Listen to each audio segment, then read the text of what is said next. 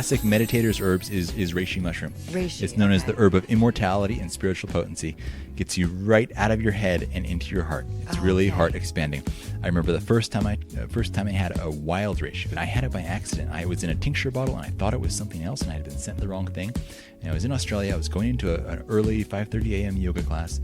It was dark in the room, and I just opened up this tincture, and I could see that instead of being like a milky white tincture in there, it was dark red. I'm like, what is this? And I saw wild reishi. I was like, whoa, wasn't expecting this. It's like, all right, let's do it. And I took a dropper full under my tongue, and I was standing there and just it took the tension out of me in such a way that I almost instantly tipped sideways a little bit, and crashed into the wall. I was like, oh, but in a relaxed and super beautiful way. Like a just surrender. Exactly. And I walked into the yoga class and went and stood there at the front of my mat for 5 minutes, just grinning and really happy. Such gratitude. and just with this biggest smile on my face, and it's bliss.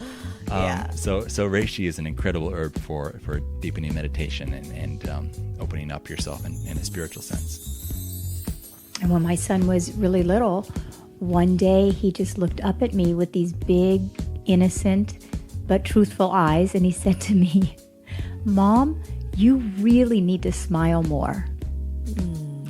And it broke my heart. And I realized, I had put myself, because of generational patterns of my mother doing it, etc. I had put myself so far away on the back burner that I was kind of dying on the vine. And as you just said, we're about thriving. Mm-hmm. And I was just barely surviving. Yeah. So I realized in writing the book, I began to think, well, if I've already been on it, really entrenched in a spiritual path, and I have a spiritual community, and I'm barely surviving, imagine what moms are feeling like, And I will say not only just for mothers, for women. Totally. We're taught, put yourself on the back burner, do everything for everyone else first, and we end up empty. So if I'm going to be the woman that I want to be and thrive through my life, I have to make some changes. One of the things that I share with people in their self-care and self-preservation practices is what's called embracing the tree. And this embracing the tree is one practice where eventually, over time, you build what's called the Reishi field. A Reishi field is this auric field around you that is very strong, and you can build on it, and it's protective. Oh my God, I'm loving this so much right now because I can feel it. I feel you saying that. Keep going. It's so good. Right? So imagine, if you will, when you build this invisible force field around you, it is so strong that it can repel negative energy. So nothing can penetrate. No obstacles is big enough to get in your center and your power and your resolve. Unwavering, whatever you decide to do, and whatever path you decide to take. I can understand where you're coming from with the fear thing.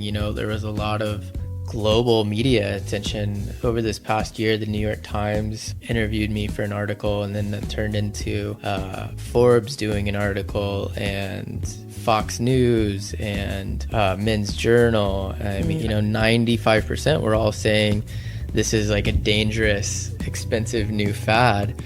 And it's sad to me that people would spread fear for something that they don't really understand. So basically we have a choice. I choose to feel good, and I know from experience that I feel better when I drink the water, and you just kind of go with that feeling. Does it feel good? Right. It's like anything. Yeah. Am I hanging out with this person because they make me feel good, or do they not make me feel good? Mm-hmm. Do I eat this because I feel good? If you can start feeling your way through life and having an experience, then I don't care what anyone else thinks. I learned things about myself, constantly worried how I was going to do this next month, waking up, how am I going to get anything done today? Stress from moment to moment to moment, chasing a clock. And the other thing that I do, I don't learn how to say no. I say yes to everybody. but I say yes to things that I don't want to do. I stopped doing that a couple years ago. Wow, that's really great. And the thing is, That's I true. feel that if I do things that make me feel good and that serve me, there are people that I used to hang out with before that I just don't, because everything changed. Everything changed when you start looking at yourself on the inside. And the other thing is I started seeing my part in things, what I was doing. You know, we had talked about being in group therapy before and people standing up, you know, and telling their stories. We had to write our life story, and I was on an island. It's almost like I came home and I felt like I was 20 pounds lighter, if that makes sense. Yeah. Like you're not carrying so much heavy burden and you're just like free and not being controlled by your thoughts. But it's daily work. And what we eat, that's energy that we're putting in our body. So I don't eat any processed foods, no gluten, no dairy. If I do have fish, it's wild. No sugar, no baked goods. That's like slow poison for the body. But it's like, some people are like, oh my God, how do you do it? But you know what? There's, especially if you live in LA, there's tons of beautiful cafes that are gluten-free and vegan that make desserts, and even coconut-based ice creams that are made with honey. Like, there's nowhere that I feel deprived. But I know that sometimes when I put something in my body that's not organic or that's not of the highest frequency, I can feel my energy drop. Well, you're more sensitive. Maybe if you're someone that you're kind of used to eating sugar and you're used to it, you're kind of used to this baseline. But guess what? That's lower than you could be at. Now, you know, I've had so much more experience where I've gone to so much therapy, counseling. I've done 12-step. I've had a sponsor. I've sponsored people.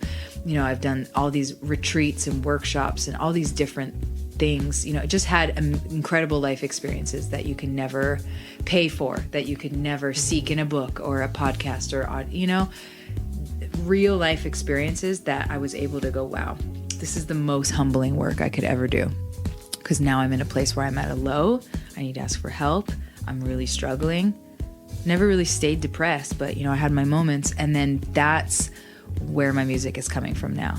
It's like a fresh outlook where I'm no longer going, oh, you need to be the one, you know, who changes your own life. We know this. So your already. intention Now I feel like is I'm different. and I just feel like I'm able to express a part of myself now. What is that part of yourself now that you're expressing? That I'm like this Like, who are you badass now? I'm like this badass like mother. I'm this lover. I'm this like fun, playful, you know, amazing, beautiful, incredible person. And I wasn't expressing this in the music I was creating before. And now I'm reflecting on just what's important to me.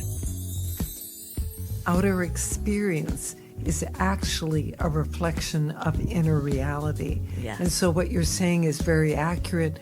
The more we become aware of the inner radiance, of the light within, of the majesty of who we truly are, of the peace, the wisdom, the love, the creativity, it's like magic begins to happen. We attract people, we attract resources, we attract experiences, and all manner of blessings begin to unfold. It really is the most amazing, miraculous, and exciting process. And of course, it does involve some inner work as well, because of the conditioning we've received, because of the fact that each soul does come with spiritual curriculum.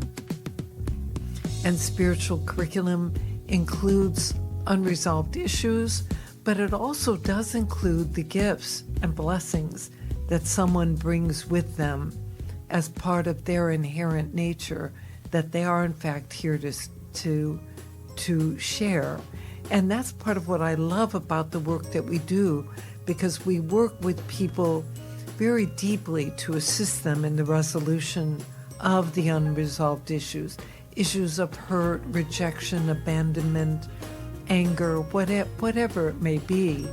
And as they resolve those and those inner states begin to dissolve, no longer are present, then the majesty of someone's essential nature can reveal itself and their giftedness really come forward.